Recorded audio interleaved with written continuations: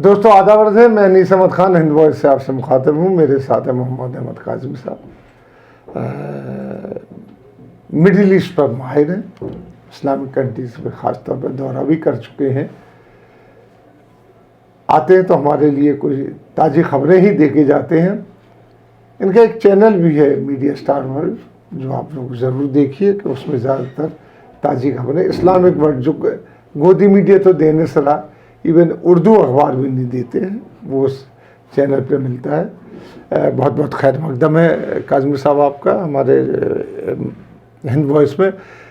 काज़मी साहब, जब से टर्की ने अज़रबैजान वाली लड़ाई जीती है और तब से एक यूरोपियन कंट्रीज़ उसके पीछे एक किस्म से लग गया है, और उसकी वजह यह है कि वो ये सोच रहा है कि धीरे धीरे ऐसा ना हो कि ये और भी जगह चले जाए। तो इस मेडिटेरियन सी में भी उसके चारों तरफ से घेराव कर लिया गया है और काफ़ी चीज़ें उसके ख़िलाफ़ चल रही है। और एक चीज़ ये भी चल रही है कि उसके ऊपर बैन लगा दिया जाए किसी तरीके, क्योंकि आप जानते हैं कि यूरोपियन कंट्रीज़ के पास एक हथियार होता है कि बैन लगा देना है। इससे डराते हैं। हाँ, डराते हैं। तो क्या इसके आउटकम, चूँकि आप बड़े नज़दीक से देखते हैं, तो क्या है इसका?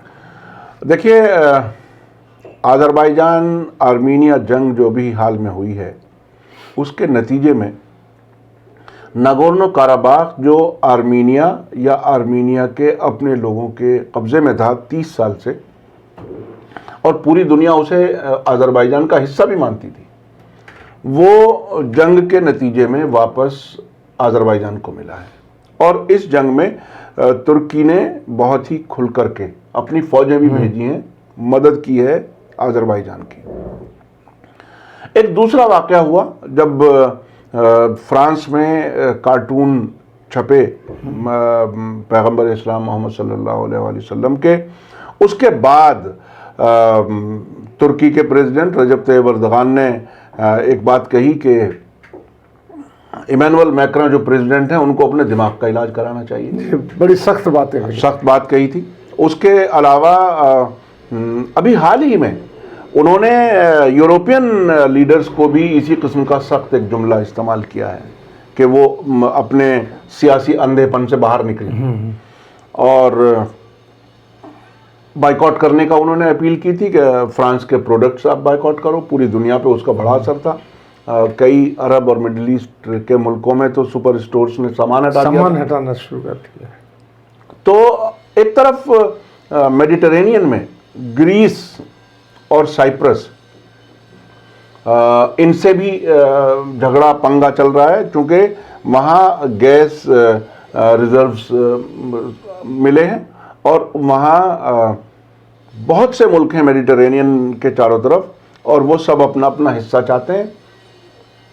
खुद तुर्की ने अपने कुछ ड्रिलिंग के लिए, एक्सप्लोरेशन के लिए जहाज़ भेजे थे, उसके खिलाफ यूरोप बहुत खुल के आ रहा था। तो इन सब वाक़यात के साथ साथ यूरोप में एक गुस्सा है तुर्की के खिलाफ, रजब तैयब एर्दोगान के खिलाफ।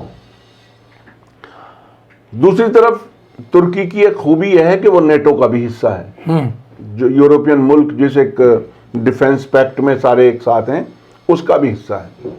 तो ये एक तरह से यूरोपियन यूनियन के नेटो का हिस्सा होते हुए भी इन मुल्कों के लिए एक तरह से परेशानी खड़ा कर रहा है। तो वो अब पाबंदियां लगाने की बात कर रहे हैं। बाकायदा फॉरेन मिनिस्टर्स की मीटिंग हो चुकी है EU की, और अब 1-2 दिन के अंदर ही उनके सरबराह कॉन्फ्रेंस होने वाली है, और उसमें ये पाबंदियों वाले प्रपोजल पर सीरियसली बात होने वाली है।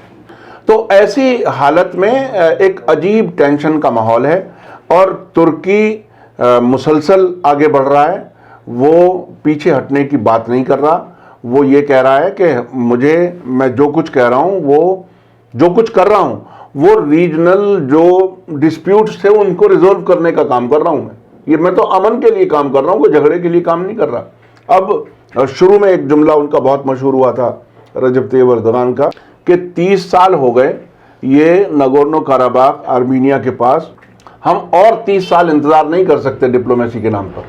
और उन्होंने बहरहाल जंग में साथ दिया और कामयाब हो गए। तो ये बैकग्राउंड है जिसमें यूरोपियन मुल्क पाबंदियों की धमकियां दे रहे हैं और शायद कुछ पाबंदियां लगाने में वो कामयाब भी हो जाएं। अभी इस किस्म के हालात हैं। अभी देखते हैं कि अभी सरबराह कॉन्फ्रेंस में क्या नतीजा आता है। इसके साथ ही दूसरी बात ये भी है, क्योंकि जो सऊदी अरब वगैरह हैं वो तो यूरोपियन कंट्रीज़ के साथ ही हैं, अमेरिका के साथ हैं।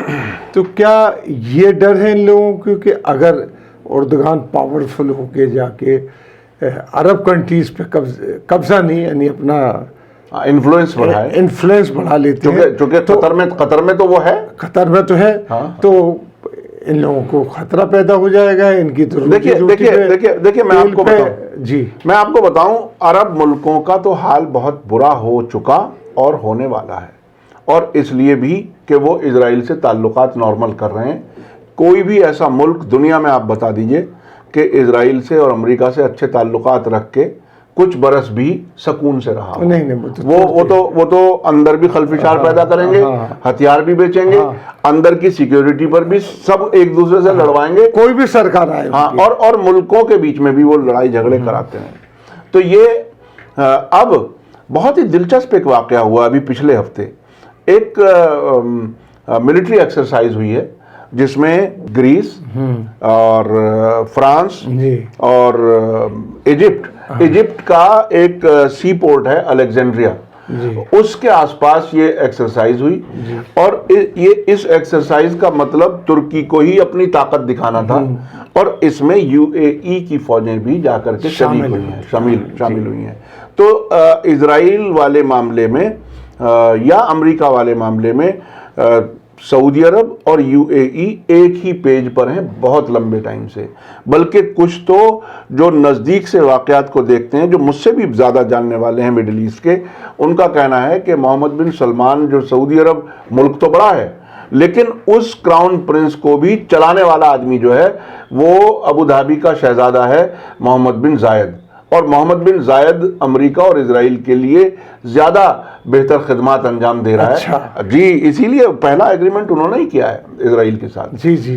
तो ये अब तुर्की के खिलाफ ये अरब मुल्क यूरोपियन से भी मिल जाएंगे और उनके यहाँ जाकर के उनकी फौज का हिस्सा एक तरह से बन जाएंगे, ये उन्होंने इशारा दिया है। और मेरा तो यकीन है कि जहां भी इजराइल अमेरिका पहुंचता है वो सबसे पहले आपस में भाइयों में लड़ाई कराता है। तो ये मुस्लिम मुल्कों को आपस में टकराने का इंतजाम होता हुआ नजर आ रहा है। अभी तो बचपन है ताल्लुकात का, जाहिरी ताल्लुकात का, पहले से तो सीक्रेट ताल्लुकात थे ही इनके। जब हम बताते थे तो कह दिया जाता था कि साहब आप तो फलां को सपोर्ट करते हो, फलां को अगेंस्ट जाते हो। आप तेल अवीव में जाकर के देखो, अरब शहजादों का कितना इन्वेस्टमेंट 20 साल से वहां पर है। ये रिलेशन तो अभी सऊदी अरब ने तो ऐलान किया। अभी जो बेंजामिन नेतन्याहू आए थे, नियोम शहर में मुलाकात करके गए मोहम्मद बिन सलमान के साथ, और पोम्पियो वहां बैठे हुए थे, दलाल अमेरिका के फॉरेन मिनिस्टर, हारी हुई सरकार के फॉरेन मिनिस्टर। अब अमेरिका के फॉरेन मिनिस्टर कहना जो है वो तो अमेरिका का हित देख रहे थे। तो वो बुनियादी तौर पर ताल्लुकात बहुत पहले से थे, अभी बस ऐलान होना बाकी है। जैसे शादी से पहले सारे काम हो जाएं, बच्चा पैदा होने के टाइम पर मजबूरन ऐलान करना पड़े कि शादी कर लो, तकरीबन ऐसी हालत में सऊदी अरब और इजराइल हैं। देखिएगा अभी बच्चा किस दिन पैदा होता है। चलिए, इसी के साथ हम आपसे लेते हैं विदा। अगले अंक में फिर हाजिर होंगे काज़मी साहब के पास साथ। तब तक के लिए दीजिए हमें इजाज़त।